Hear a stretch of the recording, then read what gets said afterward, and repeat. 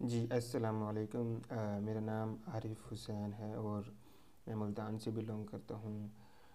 मैंने 2016 में BSc complete की थी यूटी टेक्सला से। और फिर मैंने उसके बाद साउथ कोरिया से एमफिल कंप्लीट किया स्कॉलरशिप पे। तो एक रिसेंटली मुझसे एक बीबीए की स्टूडेंट ने कांटेक्ट किया था, लैला नकवी ने, कि अब हमें स्कॉलरशिप के बारे में कुछ गाइडेंस दें, स्कॉलरशिप के बारे में और हायर एजुकेशन और स्पेशली फ़ॉरेन स्कॉलरशिप के बारे में कोई गाइडेंस दें। तो इसलिए एक सेशन कांटेक्ट करने का मुझे बोला गया था। तो स्कॉलरशिप के लिए मैं थोड़ा गाइड करना चाहता हूँ उन स्टूडेंट्स को जो स्कॉलरशिप जो अब्रॉड पढ़ना चाहते हैं और स्कॉलरशिप पे पढ़ना चाहते हैं। देखें, स्कॉलरशिप जब हम किसी कोई स्कॉलरशिप हंट करना चाहते हैं तो सबसे पहले हमें ये पता होना चाहिए कि हमारे टारगेट कंट्रीज़ कौन कौन से हैं, हम कौन कौन से कंट्री में स्कॉलरशिप हासिल कर सकते हैं, या विदाउट स्कॉलरशिप हम कौन कौन से कंट्री में फ्री एजुकेशन के लिए जा सकते हैं। इसमें बहुत सारे पहलू हैं, बहुत सारे एस्पेक्ट्स हैं। सबसे पहले तो हमें ये देखना पड़ता है कि हमें डॉक्यूमेंटेशन में क्या क्या चैलेंजेस फेस करने पड़ेंगे। फॉर एग्ज़ाम्पल, अगर मैं यूएस कंट्री की स्कॉलरशिप लेना चाहता हूँ तो मुझे यूएस की जो यूनिवर्सिटीज़ की डॉक्यूमेंटेशन है उसके बारे में देखना पड़ेगा। अगर मैं साउथ कोरिया, चाइना या जापान या यूरोपियन कंट्रीज़ की तरफ के लिए देखना चाहता हूँ तो उसके लिए मुझे कौन कौन से या किस तरह के डॉक्यूमेंटेशंस प्रिपेयर करने पड़ेंगे। मोस्टली तीन तरह की स्कॉलरशिप्स हमें हासिल होती हैं, तीन तरह की स्कॉलरशिप्स हम ले सकते हैं। एक तो एचईसी की तरफ से होती है, एचईसी स्कॉलरशिप होती है जो एचईसी यूएस एड स्कॉलरशिप के नाम से भी मशहूर है। एचईसी स्कॉलरशिप जो आपको साउथ कोरिया भी भेजती है केजीएसपी के नाम से है। एचईसी स्कॉलरशिप आपको चाइना में भेजती है। एचईसी स्कॉलरशिप आपको दुनिया के किसी भी कंट्री में भेज सकती है जब अगर आपके पास कोई रिसर्च ऑब्जेक्टिव हो या कोई आपके पास कोई स्कॉलरशिप कोई यूनिवर्सिटी की तरफ से रिकमेंडेशन हो तो एचईसी आपको स्कॉलरशिप दे सकती है। उसके लिए आप अप्लाई करते हैं। उसके बाद उनकी रिक्रूटमेंट होती है। रिक्रूटमेंट के बाद आपकी मेरिट लिस्ट होती है। अगर आप मेरिट लिस्ट में आते हैं तो एचईसी आपको 4 साल के लिए या 5 साल के लिए आपकी जितनी भी स्टडीज़ का ड्यूरेशन है उसके लिए आपको स्कॉलरशिप देती है। दूसरी स्कॉलरशिप होता है प्रोफेसर स्कॉलरशिप।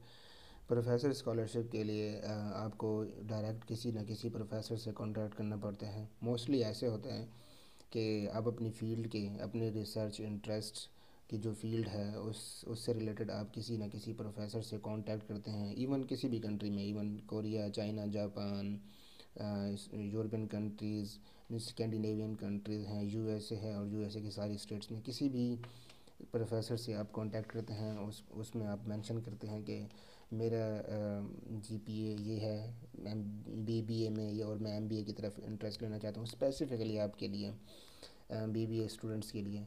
अगर बीबीए का स्टूडेंट ना हो, कोई और स्टूडेंट हो, इंजीनियरिंग का स्टूडेंट हो, बीएससी इंजीनियरिंग की हुई हो, फिर एमफिल करना चाहते हो या पीएचडी करना चाहते हो, तो वो अपना मोटिव मेंशन करते हैं ईमेल में प्रोफेसर को, किसी भी प्रोफेसर को, और उनसे बात करते हैं कि मेरा रिसर्च फील्ड ये है या मेरा रिसर्च इंटरेस्ट ये है, मेरा एक्सपीरियंस, और अपनी एक्सपीरियंसेस आप अपनी सीवी मेंशन करते हैं और आप मेंशन करते हैं कि मुझे आपका रिसर्च इंटरेस्ट बहुत अच्छा लगता है या मैं बहुत इंटरेस्टेड हूँ, तो उसके लिए मैं आपकी लैब में या आपके अंडर आपकी सुपरविजन में काम करना चाहता हूँ। तो उसके लिए अगर आपके पास कोई पोजीशन है स्कॉलरशिप पे तो आप मुझे इन्फॉर्म करें। इसी तरह आप कुछ प्रोफेसर से कांटेक्ट करते हैं तो प्रोफेसर उनमें से कुछ एक या दो प्रोफेसर आपको रिकमेंड करते हैं, ठीक है हमने आपकी प्रोफाइल देख ली है तो अब हम आपको अपनी लैब में इनवाइट करना चाहते हैं, तो हम आपको इतना स्कॉलरशिप देंगे। ये प्रोफेसर स्कॉलरशिप की कैटेगरी है। एक होता है यूनिवर्सिटी स्कॉलरशिप। मोस्टली यूएस में और कनाडा में यूनिवर्सिटी स्कॉलरशिप चलता है। उसके लिए ऐसा होता है कि आप यूनिवर्सिटी की वेबसाइट के ऊपर अप्लाई करते हैं। जैसे एप्लीकेशन प्रोसेस होता है वैसे यूनिवर्सिटी की वेबसाइट पे ऑनलाइन अप्लाई करते हैं। उस ऑनलाइन अप्लाई करने के बाद जो एप्लीकेशन फ़ीस होती है किसी किसी यूनिवर्सिटी की डिफरेंट होती है, $20, $30, $50 इतनी फ़ीस होती है। या जो टॉप क्लास यूनिवर्सिटीज़ होती हैं उनकी जो स्कॉलरशिप होती है या उनकी जो एप्लीकेशन फ़ीस होती है वो $100 तक भी जा सकती है। तो जैसे ही आप यूनिवर्सिटी की वेबसाइट के ऊपर अप्लाई करते हैं, उस पे वो आपका नाम और आपकी सारी इन्फॉर्मेशन उसकी लिस्ट में एंटर हो जाती है जब यूनिवर्सिटी के रिक्रूट। तो जैसे ही आपका नाम यूनिवर्सिटी की लिस्ट में एंटर होता है, तो रिक्रूटमेंट के बाद आपका मेरिट लिस्ट होता है। मेरिट लिस्ट के बाद यूनिवर्सिटी डिसाइड करती है कि आपका नाम मेरिट लिस्ट पे आया है या नहीं आया। अगर आपका नाम मेरिट लिस्ट पे आ जाता है तो वो आपको 4 साल के लिए या 5 साल के लिए मुकम्मल स्कॉलरशिप प्रोवाइड करते हैं। ये यूनिवर्सिटी स्कॉलरशिप का तरीका होता है। इसमें मैंने आपको ये बताया कि 3 किस्म की स्कॉलरशिप के मेथड हैं। एक प्रोफेसर स्कॉलरशिप है, एक यूनिवर्सिटी स्कॉलरशिप है, और एक HEC के थ्रू स्कॉलरशिप है। गवर्नमेंट स्कॉलरशिप के नाम से ये मशहूर है।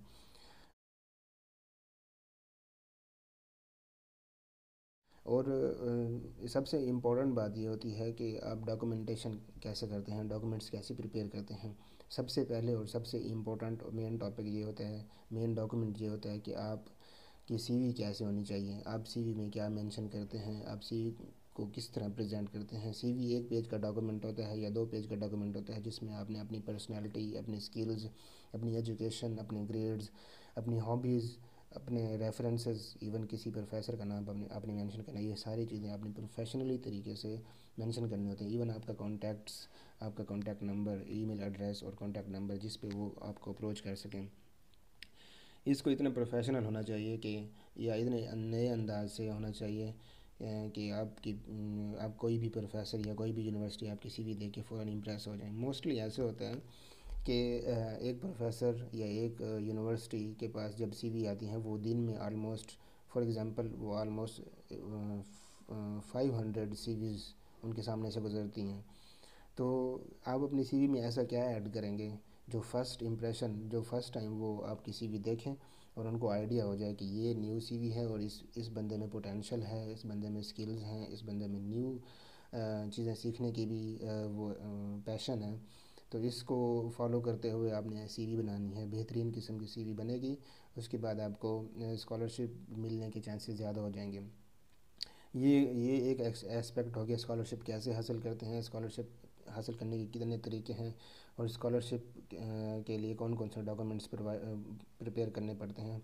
मोस्टली हम स्टूडेंट्स जो हमने स्कॉलरशिप लिया हुआ है या हमारा एक्सपीरियंस है, हम बहुत सारे स्टूडेंट्स को गाइड करते हैं कि आपको स्कॉलरशिप के लिए कौन से डॉक्यूमेंट्स प्रोवाइड करने चाहिए, या आपके कौन से डॉक्यूमेंट प्रिपेयर करने चाहिए, किस तरह प्रिपेयर करने चाहिए, मोटिवेशन लेटर कैसे लिखना चाहिए, स्टेटमेंट ऑफ पर्पज़ कैसे लिखना चाहिए, सीवी कैसे प्रिपेयर करनी चाहिए, सीवी को अरेंज कैसे करें, कि कौन कौन सी चीज़ मेंशन करें, कौन कौन सी चीज़ मेंशन ना करें, स्किल्स के बारे में, एक्स्ट्रा करिकुलर एक्टिविटीज़ के बारे में। मोस्ट ऑफ द यूनिवर्सिटीज़ में ये होता है कि वो आपको एक्स्ट्रा करिकुलर एक्टिविटीज़ के भी मार्क्स देते हैं, तो हॉबीज़ के भी मार्क्स होते हैं। तो आप फिर हम उनको गाइड करते हैं कि आप कौन कौन सी चीज़ें ऐड करें, कौन कौन सी चीज़ें ऐड ना करें। दूसरा एस्पेक्ट ये होता है कि हम स्कॉलरशिप क्यों हासिल करते हैं, हमें क्यों हासिल करनी चाहिए।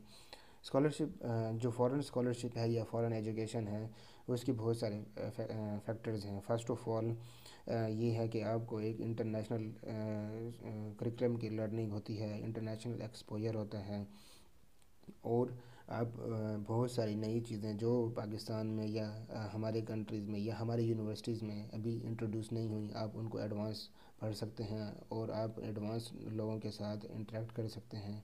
उसमें आप लोगों के साथ इंटरेक्शन के साथ साथ आप उनके कल्चर को भी सीखते हैं। और वैसे भी तो एक लोगों का ड्रीम होता है मैं फ़ॉरेन में जाके पढूँ, एक अट्रैक्टिव चीज़ नज़र आती है कि फ़ॉरेन एजुकेशन हो, हायर एजुकेशन हो। तो इसमें आपकी पर्सनल डेवलपमेंट भी हो जाती है, आपकी कल्चरल डेवलपमेंट भी होती है। आप अपना इवन अपने कंट्री का इमेज भी आप प्रेजेंट करते हैं। और इवन जब हम साउथ कोरिया में थे तो हम अपनी कंट्री का इमेज भी प्रेजेंट करते थे, और हमें काफ़ी सारी चीज़ें होती हैं शो कराने के लिए। ठीक, यहाँ तक काफ़ी। अगर किसी को कोई इन्फॉर्मेशन चाहिए हो तो फिर वो बाद में कांटेक्ट कर सकते हैं। बहुत शुक्रिया।